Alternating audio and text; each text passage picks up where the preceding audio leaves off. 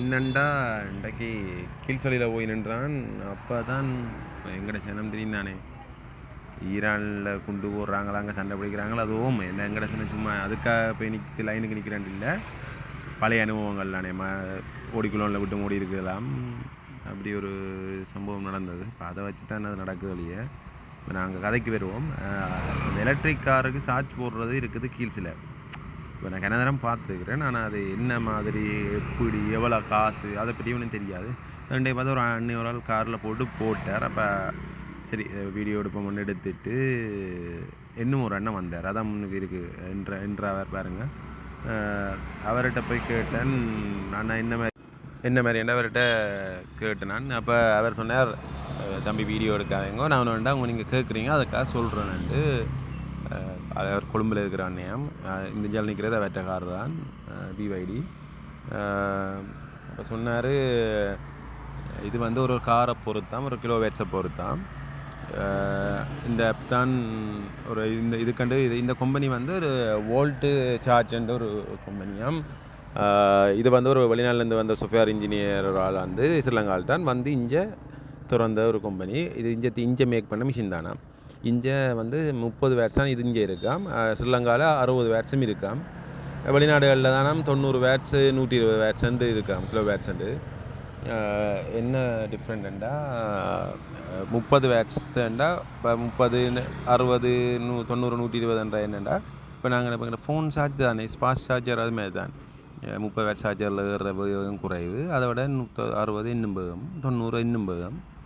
அப்படி ஒரு வேகத்தை பொறுத்து தான் இருக்குது. அதே மாதிரி அவர் சொன்னவர், அந்த இன்னும் ஒரு கம்பெனி ஒன்று இருக்கா, அவர் சொன்னவர் நான் மறந்துட்டேன். இன்னும் ஒரு கம்பெனியும் இங்கே இருக்குது. 2 கம்பெனி தான் ஸ்ரீலங்காவில் இருக்காம்.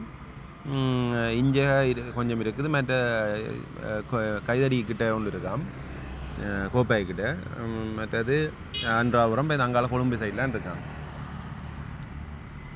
என்ன சொன்னார்டா, இது இப்போ வந்து தான் அப்போ நான் அவரை கேட்டேன்னா, இப்போ வீட்டில் போகிறது என்ன மாதிரினா, வீட்டில் சார்ஜ் போட்டாவாம் ஷெடியூலுக்கு செட் பண்ணி விடலாமா அப்படின்டா. இப்போ இந்த டைம் தான் சார்ஜ் ஆகணும், வீட்டை வந்து விட்டு கோழி விட்டு போனால் 11 மணிலேருந்து இந்த விடியும் வரைக்கும் சார்ஜ் ஆகுமா.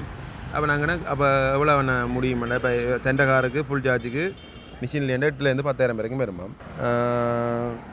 அப்போ நான் வீட்டை போடுறது என்ன மாதிரி, உங்களுக்கு வீட்டை போடுறது ஏண்டா ஒரு ஃபுல் சார்ஜ் போட 3000 ரூபா அப்படி தான், வீட்டை ஸ்லோ சார்ஜ் தானேயாம், அதுக்கு 3000 ரூபா அப்படி தான் முடியுமாமாண்டார். அப்போ நம்ம நாங்கள் அண்ணன் அப்படி பார்த்தாண்ணே, உங்களுக்கு கரண்ட் பில் கூட வருந்தானே இல்லையாண்டார். அப்போ நான் சொன்னேன், இல்லையாண்ணே இப்போ ஒரு யூனிட் வேறு ஒரு குறிப்பிட்ட யூனிட்டுக்கு ஓரளவு காசு, அதில் யூனிட்டை தாண்டாண்ணே காசு கூடிக்கொண்டே போகுமேன்னு. ஓ அது சரியாம், எனக்கானா பெட்ரோல் அடிக்கிற காசை விட அரைவாசி தான் முடியுது. நான் அப்போ கரண்ட் பில்லு எவ்வளோ வேணேன்னு கேட்டேன். அப்போ அவர் சொன்னார், எனக்கு 25,000 அப்படி தான் வருமா, அந்த கொழும்புலாம் இருக்கிறதாம். 25,000 ரூபா வருமா மாதம் பில். எனக்கு பெட்ரோல் அடிக்கிறேன்னா அது எனக்கு டபுள் மடங்காக முடியுமா, 50,000 ரூபா அப்படி முடியுமா. அப்போ என்னன்னா எவ்வளோ வேணா ஒரு சார்ஜ் போட்டால் ஓடுமென்று கேட்டால் 500 கிலோமீட்டர் ஓடுமா இந்த கார். ஆனால் தண்டை ஓட்டம் கொஞ்சம் வேகமென்றதாலேயாம் 380லேருந்து 400க்குள்ளே தானா வேலை செய்யுமா. ஒரு ஃபுல் சார்ஜ் போட்டால் இவ்வளோ வேலை செய்யணும்னு கேட்டேன். அப்போ அவர் சொன்னார், எத்தனை நாளைக்கு காணமாட்டா, தனக்கு ஒரு கிழமை காணுமா கொழும்பில் ஓடி தெரியறதுக்கு ஏண்டார். சரி என்னட்டு இப்போ இந்த சொன்னார், தனக்கு கரண்ட்டு காசு கட்டுறதை விட இது பெட்ரோல் அடிக்கிறத விட கரண்ட் இதில் ஆகுமாண்டார். அப்போ இங்கே இந்த மிஷினில் என்ன மாதிரி காசுண்டா, நாங்கள் இப்போ ஒரு கிலோ வேட்ஸுக்கு பொறுத்தானே, இப்போ அதில் முதல் காட்டின வீடியோ பாருங்கோ, அதில் நான் இப்போ போடுறேன் திருப்பி பாருங்கள். அதில் அவர் 1500 ரூபாய்க்கு 1500 ரூபாய் தான் போட்டிருக்குறாரு. 1500 ரூபாய்க்கு ஏற்றினா காணுமெண்டு போட்டுருக்குறாரு. அவருக்கு 10 கிலோ வேட்ஸ் ஏறி இருக்குது 1500 ரூபாய்க்கு அந்த டைமுக்குள்ளே. அதை நான் ஃபினிஷ் பண்ணது பார்த்தேன்னா 10 கிலோ வேட்ஸ் 1500 ரூபாய்க்கு ஏறி இருக்குது. அது தண்டை ஒரு காரை பொறுத்தான், ஒரு கிலோ வேட்ஸ் கெப்பாசிட்டி இப்போ இருக்குது தானே பேட்ரி, அதை பொறுத்து காசு வேறுபடும். அவர் சொன்னதுபடி பார்த்தா அவருக்கு 8,000 10,000 ரூபா 8,000லேருந்து 10,000 ரூபாய்க்குள்ளே முடியுமாமண்டா. இப்போ குறைஞ்சது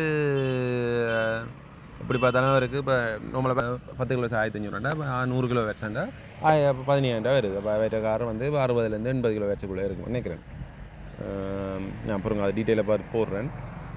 இப்போ அப்படி பார்த்தா ஓகே, அவருக்கு அவர் சொல்கிறது ஓகே. ஆனால் எங்களுக்கு இங்கே கொழும்பு சைட்லேண்டா இன்னும் பெட்டர். இங்கே கொஞ்சம் கஷ்டம்தான். வீட்டில் அவர் சொன்ன மாதிரி ஷெடியூல் இருக்குது தானே, அப்படி போட்டு யூஸ் பண்ணுறோம்டா எங்களுக்கு ஓகே. நான் ஓடி போட்டு வந்து நைட்டு கொழுவிட்டு வீட்டை சும்மான காரணிக்கு போய் பார்க்கிங்களா கொழுவி விட்டுட்டு ஆன் பண்ணி விட்டா ஷெடியூல் ஆன் பண்ணி விட்டார் விடிய எழும்பேக்க அது ஆட்டோமேட்டிக்காக சார்ஜ் ஏறி இருக்குமா என்று சொன்னார். இந்த சார்ஜ் போடுறது வந்து டைமை பொறுத்து, மற்றது காசை பொறுத்து, மற்றது வோல்டேஜை பொறுத்து, அப்படி 3 செட்டிங்கில் நாங்கள் பண்ணிக்கொள்ளலாம். ஓகே, பார்த்து இந்த ஒரு எனக்கு தெரிஞ்சதை உங்களுக்கு தெரியப்படுத்திக்கிறேன். சப்ஸ்கிரைப் பண்ணுங்கள், சப்போர்ட் பண்ணுங்கள்.